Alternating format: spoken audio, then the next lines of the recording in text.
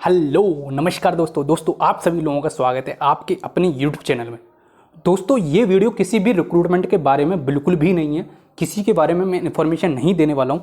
ये आप सभी लोगों का संशय दूर करने के लिए और बहुत ही ज़्यादा महत्वपूर्ण आप सभी लोगों के लिए ये वीडियो होने वाली है। क्यों?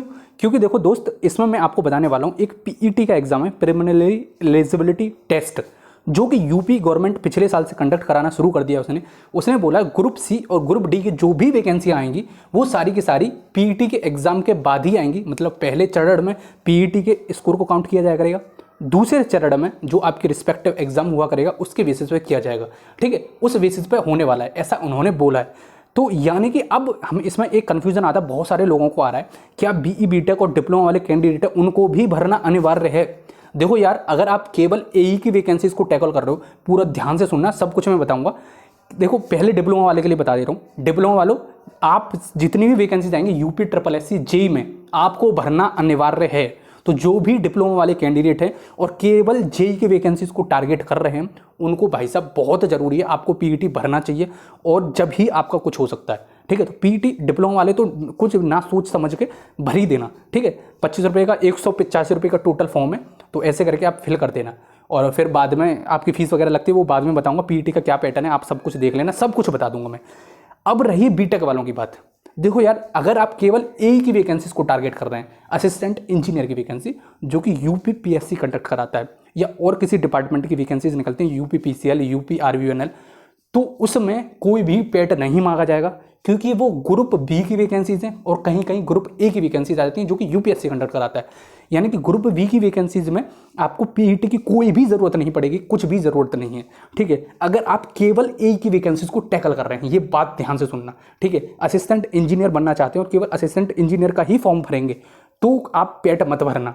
लेकिन अगर आपने सोचा कि मेरे को भाई साहब जेई की वैकेंसीज आई और उसमें बीटेक एलिजिबल हुआ, क्योंकि देखो पहले कुछ दिन पहले मैंने एक नोटिस आया था, वो मैंने आपको बता दिया था। उस नोटिस में ये लिखा हुआ था, यूपी जल डिपार्टमेंट का, जल निगम का आया था, उसमें बताया था कि हम बीटेक वाले और डिप्लोमा वाले दोनों को एलिजिबल करेंगे।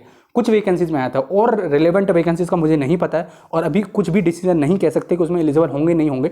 वैसे most of the time UP में जेई में बीटेक एलिजिबल नहीं होता है। अब आगे का पता नहीं, डीडीए ने जैसे निकाल दिया, अगर ये भी निकाल दें रूरल जो आपका जल निगम है उसमें से बीटेक को बाहर कर दे तो कुछ नहीं कह सकते।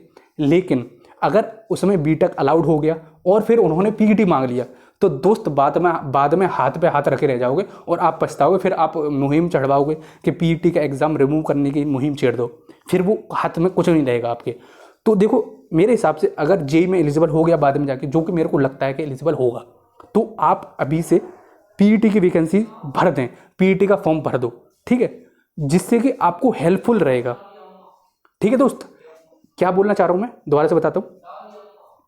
पीईटी के एग्जाम भर देना आप, जो भी कैंडिडेट जेई की वैकेंसीज को टैकल कर रहे हैं। ठीक है, अभी कुछ नहीं कह सकते कि आपका फॉर्म में बीटेक अलाउड होगी नहीं होगी, लेकिन वो सेकेंडरी चीज़ है। अब मैं देखो कुछ सिलेबस के बारे में बता देता हूं जिससे कि आपको कंफ्यूजन ना रहे। देखो दोस्त, ये जेई की वैकेंसीज हैं। अगर आप किसी भी नॉन टेक्निकल फील्ड में यूपी ट्रिपल एससी की जो वैकेंसीज आती है, जैसे मंडी इंस्पेक्टर की आ गई या फिर कोई और आ गई, तो आपको मतलब भरना ही पड़ेगा, उसमें तो कुछ सोचना ही नहीं है। टेक्निकल फील्ड में जेई पर रिलेटेड रहता है। और देखो कंप्यूटर ऑपरेटर, बहुत अच्छी बात बता रहा हूं मैं, जिसमें बीटेक एलिजिबल होता है, कंप्यूटर ऑपरेटर की वैकेंसीज होती हैं। अभी तक तो ऐसा लग रहा है उसमें पीईटी नहीं मांगेंगे। अगर आप कंप्यूटर ऑपरेटर देख रहे हैं जिसमें कि आपकी देखो ओ लेवल का डिग्री या फिर बीई बीटेक हो सीएस इंजीनियरिंग में, तो वो वाले कैंडिडेट एलिजिबल होते हैं उसमें। ईसी वालों का मुझे शायद पता नहीं है उसमें ईसी वाले कैंडिडेट एलिजिबल होते हैं या नहीं होते, लेकिन सीएस वाले एलिजिबल होते हैं क्योंकि आपके पास में कंप्यूटर की डिग्री है। तो आपको पेट देना अनिवार्य है उसमें। अभी तक तो नहीं है लेकिन आगे हो सकता है उसमें अनिवार्य कर दें ये कंप्यूटर ऑपरेटर में, जो यूपी पुलिस डिपार्टमेंट में 600 वैकेंसीज आने वाली हैं। ठीक है, तो आई थिंक आपको समझ में आ गया। अब देखो मैं सिलेबस और बता देता हूँ आपको। इसमें प्योरली नॉन टेक्निकल है, सब कुछ पूछा जाता है, मतलब जो भी बनता है सब कुछ पूछ लेते हैं। पहले हिंदी के 10 क्वेश्चन आएंगे, जीके जीएस यूपी जीके। ठीक है, और देखो पहले बता देता हूँ, अदर देन यूपी वाले कैंडिडेट भी भर सकते हैं, ऐसा कुछ भी नहीं है। यूपी में सब कुछ भर सकता है। ठीक है, तो अदर देन यूपी वाले कैंडिडेट भी भर सकते हैं। तो आपको लगता हो कि भाई साहब हम नहीं भर सकते, भर सकते हो, लेकिन बाद में ये मत कहना कि भाई साहब अब वैकेंसी आ गई, अब मेरे पास पेट नहीं है तो अब क्या करूँ। तो पहले ही भर के सोच के चलना।